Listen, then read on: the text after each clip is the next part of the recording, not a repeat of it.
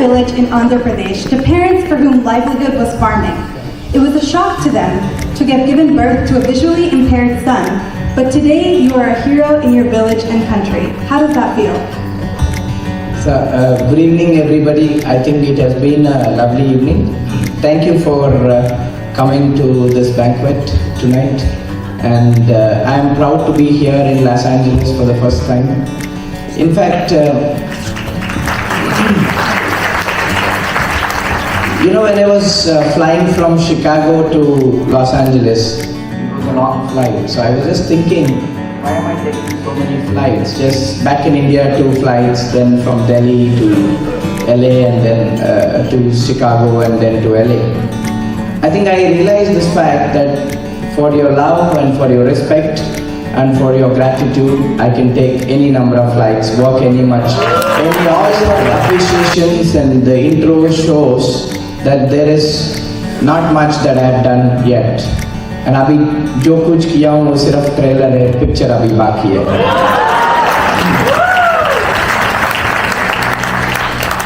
You know, this particular question, just as she is asking, is asked by many people. They think because the movie has come in, they thought I became a hero. But people often doesn't realize that I was anyway born hero. You know, I don't think heroism comes from acting in front of camera. It's the Rajkumar Rao who enacted my character became a hero. But he has actually acted a hero's character, not Srikanth's character. And perhaps I missed the opportunity of acting my own self. Maybe perhaps I could have become a hero as well. But anyway, I have a title, so I don't have to worry about it. Maybe perhaps in the sequel too, I'll get my role done. But you know, when I was born, the whole world thought I was a zero. But it was my parents who had seen that bleak of hope, because they realized that this guy was born with the power of vision. You know, everybody comes to me every day and asks me, how much vision do you have? Even one gentleman was asking me at the table, how much vision do I have? What he meant was how much I can see, not how much vision do I have. I always say people have 100% vision, so they get confused and ask me, what's wrong with your eyes then? That's when I said, oh, you're asking about my eyesight, not the vision. My vision is something that you cannot see. None of us can see it. It only has to be embraced and can only be felt. Sight is purely for the body and vision is purely for the mind. A person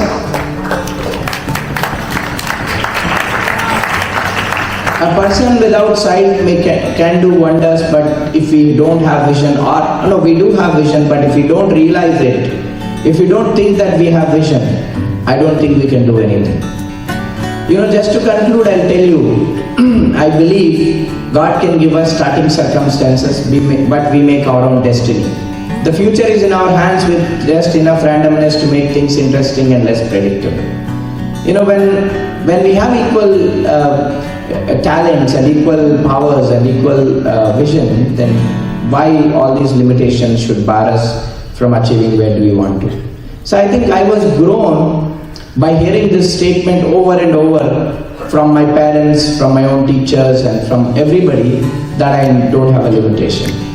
So I think when I don't have a limitation, then when the whole world said, Srikanth, you cannot do this, I proved to the world that I can in fact do it.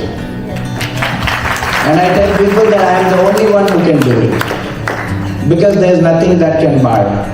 It is the challenges that that inspires me to do big things in life. Whenever someone says no, I want to definitely prove it that I can do it. So you better not say no to me in any manner possible, because you will be in trouble otherwise. Thank you so much. Continuing on that note, you touched a little bit upon the teachers that have shaped your formative days, but can you tell us a little bit more about those days in your school years and what motivated you to choose to fight? You know, I wish to talk about 3 things today, because all these 3 things signifies what Sankara is doing and what I truly believe in life. And perhaps maybe that's why I became a part and basically a volunteer and part of Sankara. Maybe the values got us together. You know, it was my parents who taught me the value of compassion, and it was at Shankara that I've learned from all these volunteers across United States the value of compassion. In spite of having your own lives, in spite of having a lot of stuff at your plates, you still come out and do it. I mean, look at people, leaders like Anuji, who fights in everyday's life, yet she's smiling all the days, and yet she's smiling every minute to make this banquet happen. And what could be better than this? I think these examples I have seen across every volunteer in Sankara. And when I saw all these things, that's when I realized, oh, maybe that's why God got us together. You know, it was a very young age that I've learned compassion is actually what is richness in the heart. You know, compassion is something that makes you rich as a person. Not anything in this world, not all the money, in fact. They make you vulnerable. You know, if you have too much money, that's a big trouble. You always feel vulnerable कि क्या हो जाएगा मुझे, मेरा shares कब गिर जाएगा, कि maybe Hindenburg कब report लिख जाएगा कि shares गिर जाएगा. But if you have compassion, it keeps you growing, right? I mean, it allows you to show meaningful opportunities to people around you, to show people to realize their power of vision, to uplift and empathize people who needs that most. I think that's what I have believed in ever since a child, and that's what I represent. And today also, that's what I represent as part of Sankara too. I think showing compassion does not simply come from giving a 10 rupee note or a dollar note to a beggar on the street, but it's come from the empathy that you show on people to create meaningful opportunities and to create life for people who needs the most. Just as I understand that we have performed more than 4 lakh surgeries. Look at the people. I mean, they were mostly out of their families, living on the fiscal support of the donors. But now, once you give them that hope of sight, because not everybody can realize their vision like me, so we just need to give that sight in order for them to realize their vision. I think they go together, and we are giving hope to someone who is hopeless is a massive gift that we can give. You know, when it was my parents who had given me everything against all odds. They had nothing, but yet they gave me everything to make me a hero in front of all today. It was later, when I joined a rural school far away from my village, it was challenging to say the least. Because we don't even have 1 rupee of discretionary income in my pocket. So I walked to school every day for 2 years. Let me assure you, all my senses were keenly developed, simply surviving, walking on the village roads. But what happened every day shaped me more than anything else in this world. Nobody would talk to me, nobody would wanted to play with me. So I sat in the last bench wallowing in my loneliness. Now that I think Lord Gautam Buddha would have had similar experience when he sat in Lumbini before he got enlightened. But as a 6-year-old, I wouldn't knew about Gautam Buddha, right? I just wanted to be like a regular kid and want to play with everybody. That was not happening. That was the first time I felt I am the loneliest child in this world and I am the poorest child, because that's when I realized loneliness is actually the poverty. Nothing, not that I felt poor, not because I don't have lunch box to eat, because I was made lonely by the perceptions of the people, by the silence that surrounded me.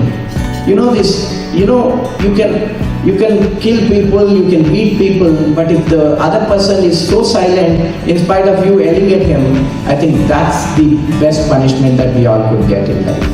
I think that silence scares you, right? I think that feels you vulnerable and lonely. That's, as an 8-year-old, that's when I decided that in future, as a leader, I am going to fight against this loneliness of poverty by removing this loneliness from the minds of people and creating inclusive communities for all the people around me, so that everybody can live with dignity, purpose and happiness. You know, it is the inclusion that we need to promote. And today, Sankara is doing the same thing. They are trying to they are taking up excluded people or the marginalized communities in India and including them in the mainstream world by giving them the power of sight. Because that is the best gift that we could give. You know, most people, I was in Nagpur the other day before I came here, one of the kids came to me and asked, have you ever wondered that you want to get eyesight back? I said, no. Because I am happy the way it is. Because I am able to perceive everything that I want to, even without eyesight. But there are people who needs that eyesight because they cannot fight like me. Because all of you have two choices in your life. Either आप लड़ सकते हो या भाग सकते हो. मुझे तो भागना कभी ऑप्शन ही नहीं था. Only flight response was never an option to me because I cannot run. Even today, if I run into these chairs, I would fall down. Rather, I would come here, I would stand here and fight with you. If you hit me 4, I can definitely hit you 2 in return. I think that's the way I lived all this life. But there are people who cannot be rebellious, who cannot be bakras like me to make the change felt in life. And those needs vision, and those needs sight. You know, my life was always not accepting or not even hearing no. I have never taken an answer for a no, but there are people who needs this power, who needs to be taught that they have to say yes to everything. For me, no can actually destroy a lot of relationships and friends. मुझे तो दिव्योजी जी भाई मेरा गुरुजी बन गया क्योंकि मैं जो कुछ बोलता हूँ ये says okay okay. He will never say no. I think people who says no, I move far from them because you know ground level is always filled with no sayers. But as you go higher, people think anything is possible and anything can be done. You know, the definition of success is nothing but seeing yes wherever you look. It was after this lonely 2-year period in school, my father finally decided that I should go to a special school in Hyderabad. That was when my liberation began. Wow, I began to see what was possible. I was access to top class library, teachers and a peer group, that everything.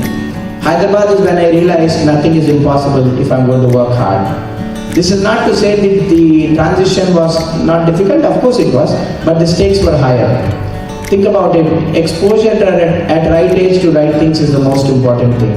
But what do we do with that purely depends on our hard work and talent. But without right exposure, all our hard work and talent won't take us beyond breaking stones by hand all day. And this is what I've realized while studying in Hyderabad, and I'm one of the lucky ones. The setbacks I had in life enabled me to gain more exposure. Whenever someone said no to me, I would climb over their head to proceed to the next level. You know, when I started Bollant, I started it because no one can hire me. Because, you know, even today, if you go and ask my father what do you want Srikanth to do, he would happily smile and say, I want him to get a government job and get married to a pretty girl. You know, getting married to a pretty girl is not a big difficulty because I'm married to a girl of my choice and blessed with a small daughter of 8 months. But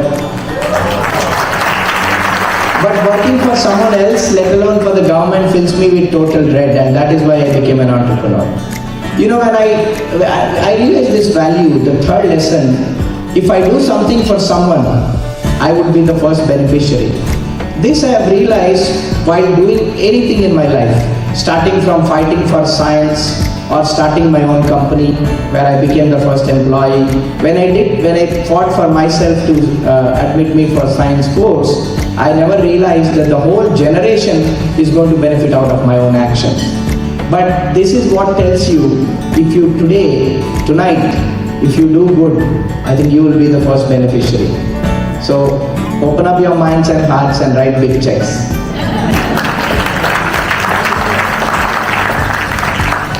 Thank you so much for that. So in the movie, and then you had mentioned that you had met former President Abdul Kalam and told him that you aspire to be president. With your determination, it would not surprise anyone. How do you deal with people who take you lightly? I think no one can take me lightly, as you are seeing me. So I won't allow anybody to take light. So I'll tell you a small incident. So the same thing on your question. we in 2006 we were sitting in Rashtrapati Bhavan to meet Mr. President. So the protocol comes and says, you cannot get up from your seats, you cannot go shake hands or run to the president. You have to just say namaste from where you are. So I was thinking to myself, मेरे लिए तो north, west, south सब एक ही है. When I where is the president? How would I see? Even the photographer says, look here. So I tell photographers, what side should I look? I think, I mean, fun is a good art of handling tough things. But on a serious note, I was thinking to myself, कि मुझे तो somehow I have to meet him. Otherwise, I won't know how he is, how his long hair looks, and whatnot. So then I was just manifesting in my mind, agar aaj, if he's not going to allow me to meet him, tomorrow I'm going to take him away and go and sit in that chair. I think the power of manifestation is so heavy that I was able to fearlessly say this when the president asks anyone, what do you want to become? I think that is what made me to say that I want to occupy your chair. And that dream had so strongly manifested that day, and today I'm on the way of becoming the President of India in the next 5 to 10 years.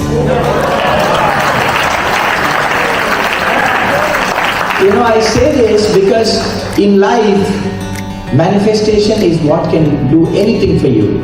If you can manifest things and work hard, I think everything will come true. Because, when you look at dream, right? Dreams are never practical. But for me, dreams are always practical. Because all that I can see is dreams. And all that I see is a big dream and a strong hard work. And my response to challenges is always to say, bring it on. I'm pretty sure the whole world will conspire to help you succeed. When you have this power of dream and power of manifestation, I think anything can happen. Manifestation for me has been a biggest blessing and a powerful weapon. I always manifested that, when I was young, I'll tell you this before I conclude. When I was young, I always wanted to become a doctor. And it was later when I realized, just like you, I wanted to become a doctor, and I realized in later years that I can't do proper justice to do surgeries without eyesight. तब मैंने सोचा, okay, if I can't become a doctor, ठीक है, doctor से शादी तो जरूर करूँगा, but let me become an engineer. I think after 10 years, there is a girl chasing for me for 2 years. After that, when we actually looked at first, when someone chased, we thought maybe ChatGPT or Gemini is doing something, or someone is trying to track me. Then after 2 years, when this girl is frantically trying to chase, that's when we realized that there is someone seriously chasing. And when we looked at all the parameters, the first box was, she's a doctor, so first box got ticked. And subsequently all the boxes got ticked. I think then here we are happily married. So I think the power of manifestation can definitely get where you want to be. So I think not only this, a lot of things happened to me which I have envisioned long ago. That's why I tell you, dream big, work hard, and let the universe conspire to make you succeed. Because for a dream there is no tax, we need to dream it. It's all that it takes is a big power of dream and big heart to do any good work in this world. So I'm sure tonight you're going to do strong work for Sankara to perform 1 million surgeries in the next couple of years.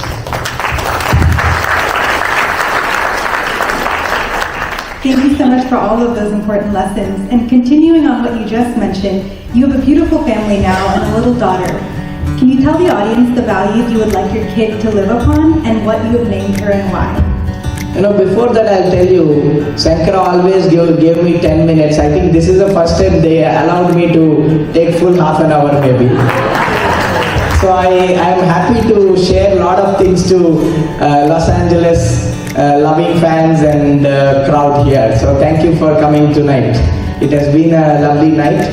So I think, on to your question, I always, when I was born, people thought I cannot take on the lineage of my old parents. So the term apple in the eye must have meant not much for my parents, because In South India, they have neither seen an apple nor seen a baby with both the eyes closed. So, but now I have seen the apple of my eye, which is my daughter. And she's very pretty, more than an apple, of course. I always want to bite her cheeks, but I cannot do it, just like the apple. But, you know, I think for all the struggle that I've gone through, the happiness is my family. And for all the hard work that I put in, the minute I see my wife and my beautiful daughter, I think I forget everything. And they are the biggest supports and they are the biggest backbones. So as you all say, a lady is half success to a husband or a man. I think that I embody the same fact. I think my wife contributes half of my success.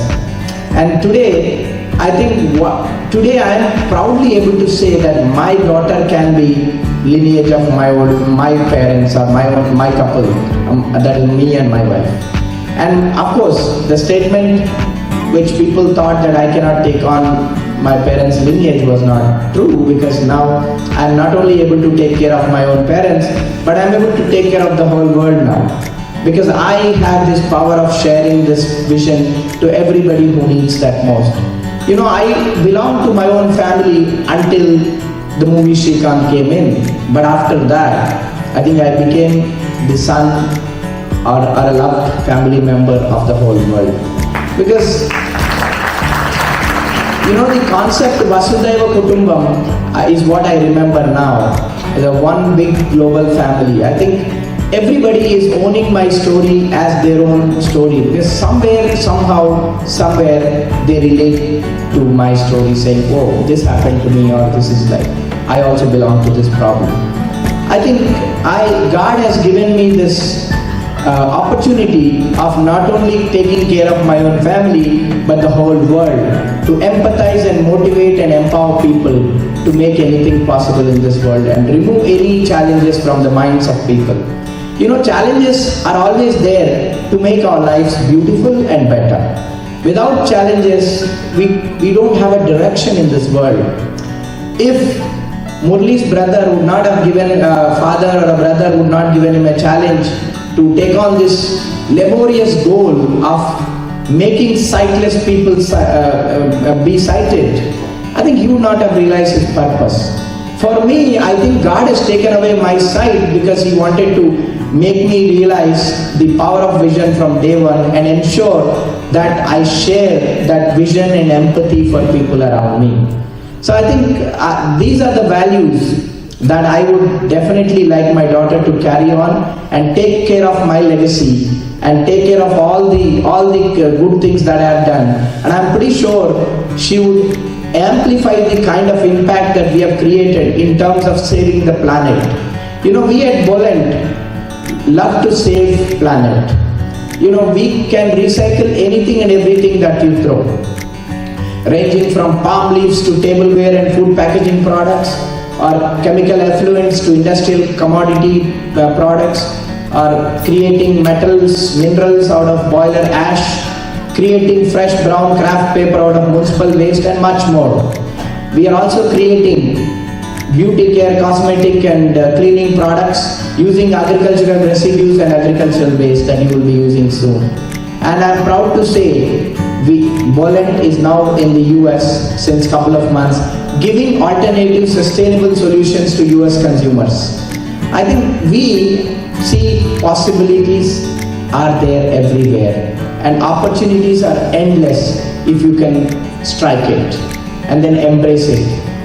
But an opportunity always comes at a stake, and we at Bollant are always ready to face any challenge and tackle any problem as our own problem, because I as Srikanth would never want to be a part of problem, but always want to be a part of solution. I don't want somebody to make change. I want to be the symbol of the change that I want to see. And whenever I see a problem, I don't walk away. Instead, I will walk right into it and say, bring it on. And of course, you can get into problems because of that, but that will teach you a lot of things. It is only when the problem comes, I will learn what to do better, and I will emerge victorious. I think this attitude is what made me to prove that Srikanth is not a zero but a hero.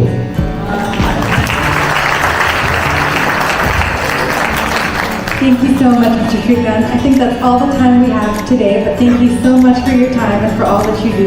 मैंने if you want to ask more questions, मैं time borrow करता हूँ. But you know, I think I always remember this, whether it's Gita, Quran, or any mythology. One thing stands top is, everybody believes in this. Hands that serve are holier than the lips that pray. I believe this thought so powerfully well. God doesn't ask us to give prasadam and everything, but instead He tells, be a good human being. Do good, be good. That's all what we can do in this world. Tonight I request you to look into your heart and dip into your mind and say whether you're doing everything right. You do be good, you do good and be good. Don't forget to open your checkbooks. Thank you for hearing me tonight. Thank you for coming.